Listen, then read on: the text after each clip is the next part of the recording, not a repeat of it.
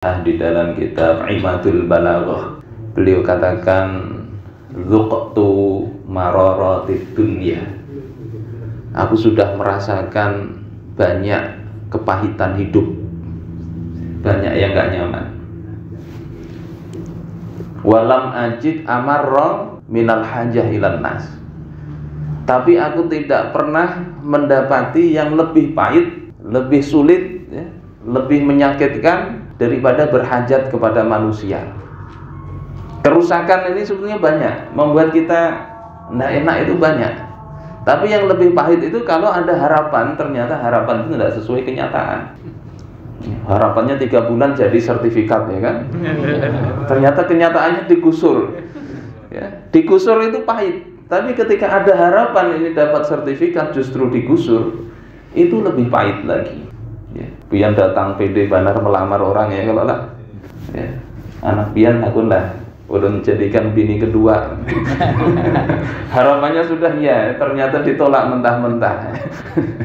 Ya, ini maka kalau ada harapan kepada manusia itu kata Imam Ali lebih pahit, ya, sehingga termasuk berharap kepada kapitalisme, demokrasi, komunisme, ini konsep manusia, konsep bikinan manusia. Ya, ujung-ujungnya paling ke Plato, ya, Plato yang hidup sekitar 400 tahun sebelum Nabi Isa lahir. Ya, konsep itu, murid-muridnya Aristoteles, Sokrates, dan lain-lainnya kita tidak hafal, tidak berkah menghafal itu. Nah, kita berharap dengan konsep itu mau baik masyarakat, itu bakalan patah hati kita, bakalan lebih pahit hidup kita itu kalau punya harapan. Tapi kalau kita sudah sejak awal tidak berharap kepada itu, rusak itu ya wajar. Ya, karena tidak perlu berharap. Berharap kepada demokrasi dulu begitu rupa, ternyata yang diharapkan, ya, dikira singa ternyata kucing. Maka kan itu sakit hati itu, karena punya harapan sesuatu yang memang tidak pantas diharapkan, salah sendiri. Salah sendiri. Ada bupati mana itu di Jawa itu ditanya, apakah pemilu demokrasi ini bisa menyebabkan korupsi? Kata dia, enggak, bukan menyebabkan, tapi itu harus korupsi. Harus. Ya. Karena apa? Untuk biaya kampanye dan sebagainya ini banyak. Sementara kalau mengharapkan gaji, kita ini kan juga punya apa namanya itu, yang konstituen, yang itu harus dipelihara, punya partai harus dikasih. Sehingga kalau harapan itu kepada demokrasi, ujung-ujungnya pasti kecewa. Kapitalisme, konsep yang seolah-olah ini bagus nih kayak Amerika, ujungnya pasti kecewa, pahit. Nggak usah kita buktikan, nggak usah. Ya, nggak usah kita buktikan. Ya, kata Rasulullah, sebahagia-bahagianya orang itu adalah orang yang bisa mengambil pelajaran dari orang lain. Tidak perlu dia melaksanakan sendiri baru dapat pelajaran. So, ini harus dicoba dulu. Ini guru adalah pengalaman, itu guru terbaik, harus dilaksanakan. Enggak. Orang yang bahagia itu cukup melihat orang lain, dia bisa mengambil pelajaran. Kalau di tafsir Al-Haqqi itu dikatakan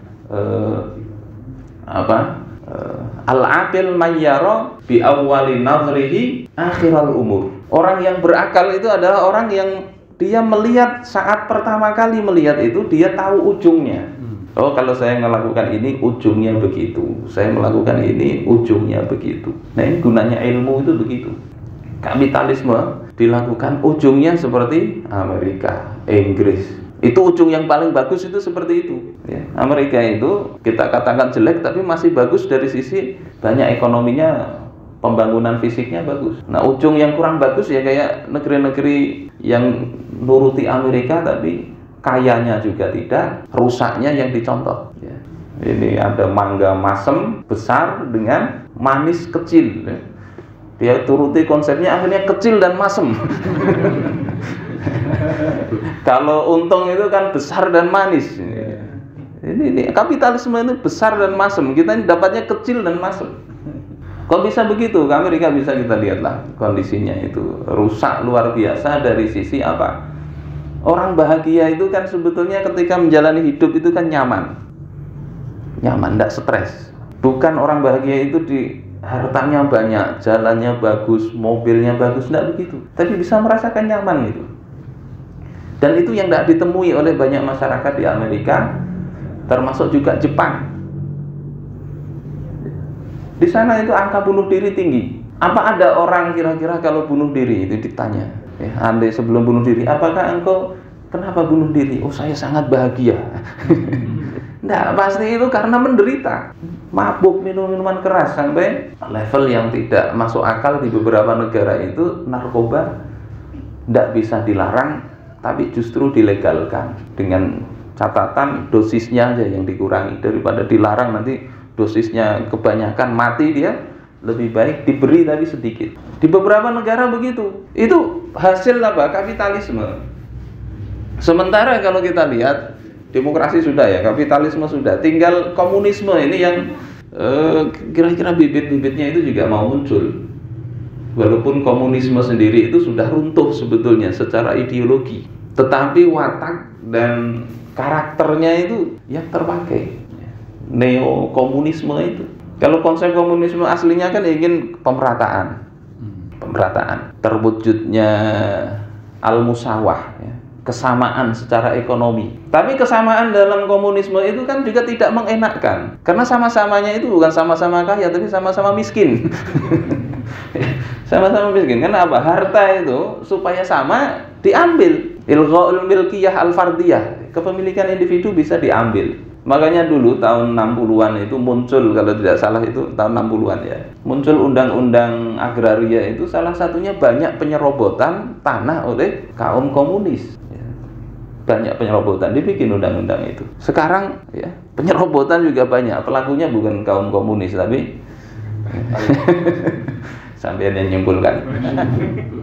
Ya.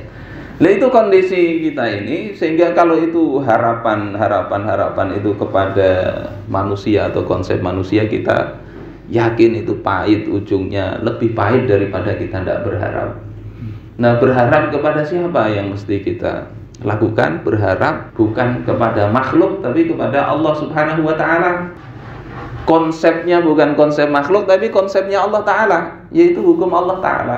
Wa man a'rada 'an dzikri fa inna lahu ma'isyatan dhanka. Siapa yang berpaling dari peringatanku, kata Imam Ibnu Katsir, ya, a'rada anhu wa tanasah, dia berpaling dan melupakannya. Wa akhadha ghairahu hudah, dan dia mengambil selain dari ajaranku sebagai petunjuknya, maka dia akan dapat kehidupan yang sempit. Jadi berharap itu mestinya kepada yang pasti, yang tidak pernah ingkar janji, yakni Allah Subhanahu wa Ta'ala. Konsepnya juga konsep begitu. Adapun orang-orangnya, kita berharap ke siapa? Lihati orang siapa yang membawa konsep itu. Tapi lebih tekankan ke konsepnya, jangan ke orangnya. Karena orang itu bisa berubah, Digadang-gadang, bagus ini. Kalau dia kita harapkan tidak mau membawa konsepnya Allah, tidak usah diharapkan. Itu sejak awal itu sudah mestinya sakit hati itu. Tapi ketika dia menyampaikan konsep-konsep Islam, mendakwahkannya, itu bisa diharapkan, tapi ya sekedarnya saja, karena manusia itu bisa berubah. Mudah-mudahan Allah Subhanahu wa Ta'ala istiqomahkan kita. Amin. Ya, hidup ini dijadikan untuk sebagai menyebarkan berkah, ya, mengubah kerusakan dengan apa? Dengan adanya diterapkannya hukum-hukum syariat Allah Subhanahu wa Ta'ala.